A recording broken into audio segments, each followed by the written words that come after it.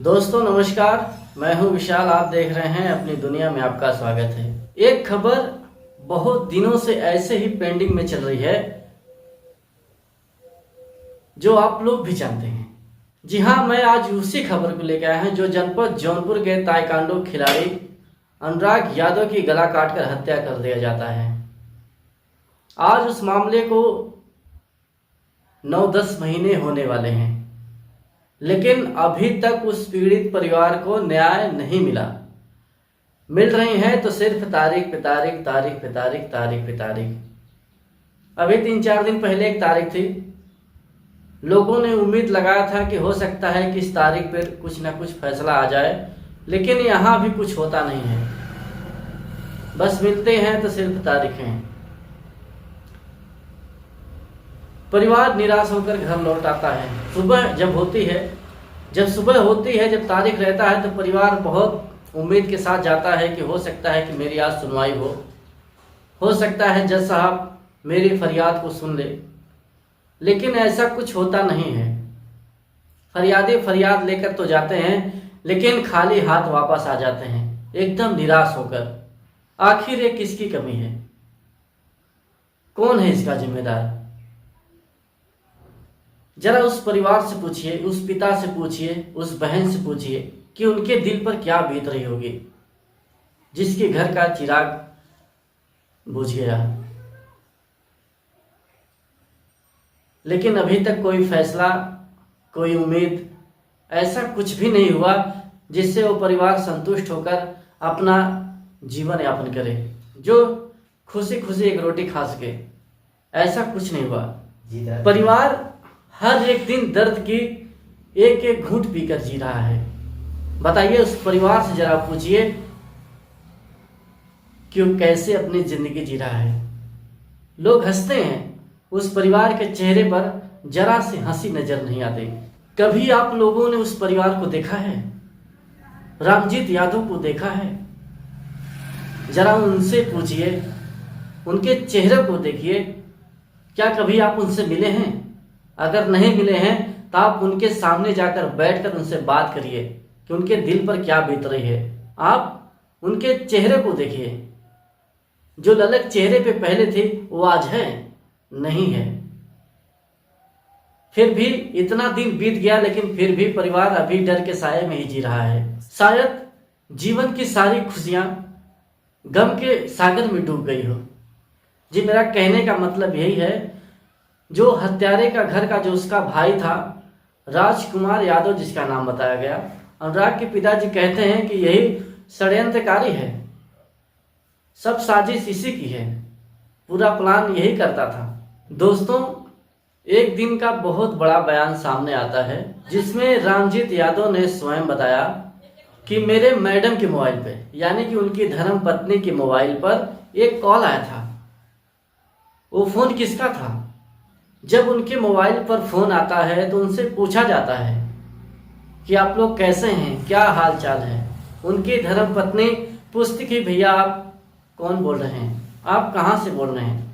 लेकिन वो बताता नहीं है कि मैं कौन हूँ, मैं कहाँ से बोल रहा हूँ, कुछ कहता नहीं है। बस पूछता है कि आप लोग कैसे हैं, घर परिवार सब कैसा है। जब वो लोग जानने की कोशिश करते हैं कि आप कौन हो, इतने में फोन काट देता है। और जब रामजीत यादव अपने घर पे वापस आते हैं तो उनकी पत्नी कहती है कि किसी का फोन आया था, वो मुझसे पूछ रहा था कि हाल चाल क्या है, घर के लोग कैसे हैं। जी, मैं उन्हें पहचान नहीं पाई। जब मैंने उनसे उनका नाम पूछा तो अपना नाम नहीं बता रहे थे, उन्होंने फ़ोन काट दिया। तो उनकी पत्नी कहती है कि ज़रा चेक करिए कि फ़ोन नंबर किसका है। फिर रामजीत यादव ने जब उस फ़ोन को, उस मोबाइल को चेक किया, उस नंबर को उन्होंने चेक किया तो नंबर निकलता किसका है? राजकुमार यादव का। यानी कि जो अपराधी होता है वो नंबर उसका निकलता है। फिर रामजीत यादव उस फ़ोन को लेकर थाने पे चले जाते हैं, यानी कि गौरव आशापुर जो उनका थाना है, उस थाने पे चले जाते हैं। सारी बात को थानेदार से बताते हैं कि साहब, राजकुमार यादव हमारे घर पे फ़ोन कर रहा है, जरा इनसे पूछिए फ़ोन क्यों कर रहा है, किस लिए कर रहा है। क्या अभी भी इनके दिल को शांति सुकून नहीं मिला? मेरे इकलौते बच्चे को मार दिया इन्होंने, क्या अभी भी इनके दिल की आग बुझी नहीं, या इनकी और कोई ख्वाहिश है? थानेदार उन्हें बैठाता है, बहुत ही शांतिपूर्वक समझाता है और फिर राजकुमार को फोन लगाता है। राजकुमार का फोन उठता नहीं है। फिर दोबारा जब वो लोग वापसी घर आने लगते हैं, फिर रास्ते में फिर राजकुमार का फोन आ जाता है। जब राजकुमार का फिर फोन आ जाता है तो जो उनके साथ यानी कि रामजीत यादव के साथ एक सिक्योरिटी गार्ड उनको मिला है उनके सुरक्षा के लिए, फिर वापस अपनी बाइक को मोड़ लेते हैं उसी थाने पर। गौरव बादशाहपुर थाने पे फिर से जाते हैं, फिर थानेदार साहब को दिखाते हैं कि साहब देखिए फिर से फ़ोन आ रहा है। थानेदार साहब फिर फ़ोन लगाते हैं, फिर फ़ोन उठ जाता है। जब फ़ोन उठ जाता है तो उसे बहुत डांटते हैं और उससे पूछते हैं कि तुमने फ़ोन को क्यों किया इनके घर पे। कहता है साहब मुझे पता नहीं था कि इनका नंबर है और मुझे जानकारी भी नहीं थी। कुमार यादव थानेदार साहब को बताता है कि साहब मुझसे गलती से फ़ोन लग गया, और रामजीत यादव उसी पे सवाल कर देते हैं, साहब इनसे पूछिए, साहब इनसे पूछिए इनके पास मेरे घर का नंबर कैसे इन्हें मिला। लेकिन वो बताता नहीं है कि मैं कौन बोल रहा हूँ। रामजीत यादव उससे पूछते हैं, साहब जरा इनसे पूछिए अगर अनजाने में फ़ोन लग गया है तो मेरा ही हालचाल ले रहे हैं, अपना कुछ नहीं बता रहे हैं।